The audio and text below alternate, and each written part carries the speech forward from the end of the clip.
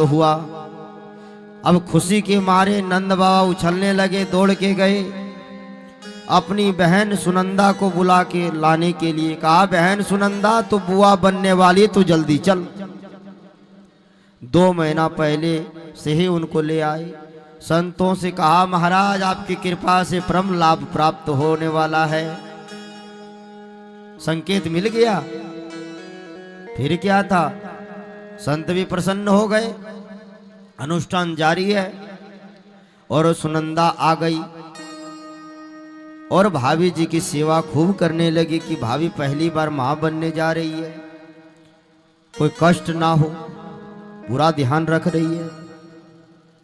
और समय आया, एक दिन क्या देखती है सुनंदा, आज सुबह तो हो गई लेकिन आज ना भाभी जगी है,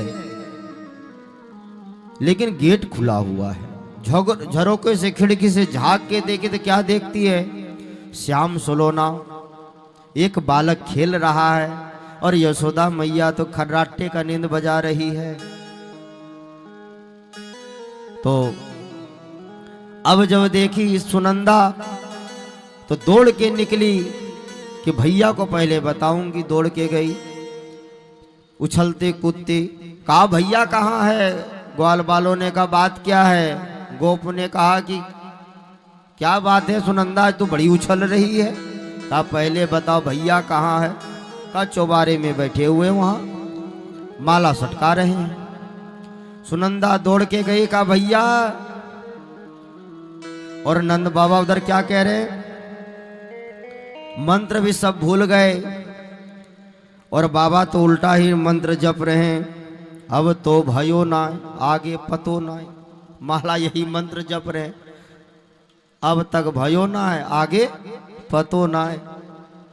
और जब सुनंदा गई, भैया पहले बताओ कि मेरा पुरस्कार कहाँ है। नंद बाबा ने कहा बहन पहले ये बता कि बात क्या है। कहा बाद में बताऊंगी, पहले बताओ इनाम मेरा क्या है। नंद बाबा ने चाबी की गुच्छा निकाली और हाथ में पकड़ा दिया बहन को। कहा बहन तुझे जो अच्छा लगे, तुम्हें जो चाहिए तू ले जा, अब तो बता। कहा तुम पिता बन गए भैया। फिर क्या था, नंद बाबा इतने जोर से उछले जैसे 18 साल का लड़का उछलता है। बाबा को पता ही नहीं चला कि हम 90 वर्ष के हैं। कहा कि उपनंद को कि भैया तुम जाके पहले ब्राह्मणों को बुला के लाओ, जो मंत्र जप रहे हैं, स्वस्ति वाचन करना है, पूजन कराना है। और नंद बाबा आए, उपनंद ने ब्राह्मणों को बुला के लाया। ब्राह्मणों ने कहा बाबा पहले यमुना जी में डुबकी लगा के तो आओ। और सारे ब्राह्मण इधर आए। नंद बाबा ने 108 बार आज यमुना जी में डुबकी लगाई।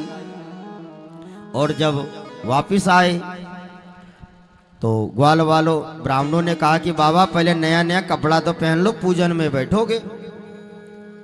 बाबा ने खुशी के मारे तो दौड़ के अंदर जा रहे थे, ग्वाल वालों ने पकड़ लिया। बाबा ऐसे नहीं। कहा कैसे। कहा आज आपका श्रृंगार हम करेंगे ग्वाल वाल। कहा ठीक है भैया कर दे। बढ़िया से बक्से से एक रेशमी धोती निकाली, बढ़िया से रेशमी का एक बगलबंदी निकाला और एक सुंदर सा पगड़ी निकाला। बाबा को लिपा पोती करके बढ़िया से पाउडर वगैरह लगा करके आंख में काजल लगा दिया, बालों में बढ़िया सा तेल लगा दिया और बढ़िया सुंदर एक पगड़ी बांध दिया और एक नजर ना लगे एक टीका लगा दिया और बढ़िया सुंदर सा रूप बना के मोटी मोटी गला में माला डाल दिया और एक पान बना करके मुंह में दबा दिया और शीशा को आगे करके कहा, कहो बाबा अब कैसे लग रहे हो। बाबा ने कहा बताओ ग्वाल वाल मैं कैसे लग रहा हूं। गोप ने कहा कि बाबा सही सही बताऊं, तुम ऐसे लग रहे हो जैसे अब ही तुम्हारी शादी होने वाली है, तुम तो दूल्हे लग रहे हो। बाबा वहां से आए, ब्राह्मणों ने कहा बाबा अभी उधर नहीं, इधर आप बोले पूजन कराओ, जात कर्म संस्कार होगा, इधर आओ। जब पूजन के लिए आए का बैठ जाओ, हाथ धुलाया, कहा कि बाबा अक्षत लेकर के ठाकुर जी को चढ़ाओ। बाबा ने अक्षत की जगह पर दूब घास चढ़ा दिया। कहा बाबा ध्यान कहाँ है तुम्हारा? अरे अक्षत चढ़ाने बोला हूं, दूब घास नहीं। कहा गलती हो गई महाराज। कहा जल चढ़ाओ। जल क्या चढ़ाएंगे? दूध का कटोरा उठा के डाल दिया। ध्यान ही नहीं है, 90 साल में बेटा हुआ है। कहा बाबा पूजा करना तो बढ़िया से करो, ये क्या कर रहे हो नाटक? कहा क्षमा करना ब्राह्मण देवता, मुझे तो बेटे के ऊपर ध्यान है।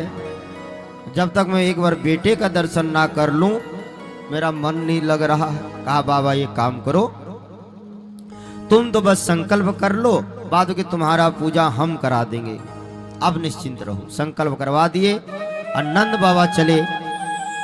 अब अंदर क्या स्थिति है? सारी गोपियां 84 गज का लहंगा पहन के सब नाच रही है अंदर में। और नंद बाबा जैसे गए, कहा बाबा बाद में आना भी जाओ। फिर नंद बाबा बोले कि अरे गोपी एक बार तो दर्शन करा दे लाला का। कहा बाबा बाद में आइयो। बाबा फिर घूम फिर के आए, अब मन ही ना लगी। तब तक एक उनके मित्र आए और ग्वाल वाला आए। कहा बाबा लाला तो दर्शन कराओ। अरे गोप मित्र क्या बताऊं, 1 घंटे से मैं चक्कर काट रहा हूं द्वार पर, कोई अंदर ही नहीं जाने दे रहा है। कहा बाबा ऐसे नहीं जाने देती, ठुमका लगाना पड़ेगा। कहा भैया ठुमका कैसे, जिंदगी में आज तक नहीं लगाया। कहा बाबा आज लगाना पड़ेगा। कहा कैसे? एक हाथ को रखा कमर में, एक हाथ को रखा सर पर। कहा बाबा नाचते हुए अंदर जाओ तभी प्रवेश मिलेगा। और नंद बाबा एक मित्र आया दही छाछ का मटका लेकर के, और देखा बाबा क्या जोरदार लग रहा है। बाबा 16 श्रृंगार करके आराम से, इतना सुंदर नजर ना लगे। दही का मटका बाबा के सर पर पटक दिया। बाबा ने कहा राम राम, तुमने सब करे करायो, सब तुमने चौपट कर दिया। कहा क्या हुआ? अरे इतनी मेहनत से तो इतनी अच्छी श्रृंगार किया, तुमने सब गोबर कर दिया। कहा बाबा नजर नहीं लगेगी, बेटा का मुंह देखने जा रहे हो तो इसी तरह जाते हैं। कहा अच्छा फिर तो तुमने बड़ा बढ़िया किया भैया, कृपा करी तुमने। और नंद बाबा अंदर जाने लगे ठुमका मारते हुए। फिर क्या था महाराज, दही छाछ के इतने मटके फूटे, इतने मटके फूटे कि वहां क्षीर सागर बन गया। और इधर नंद बाबा ने आदेश दिया कि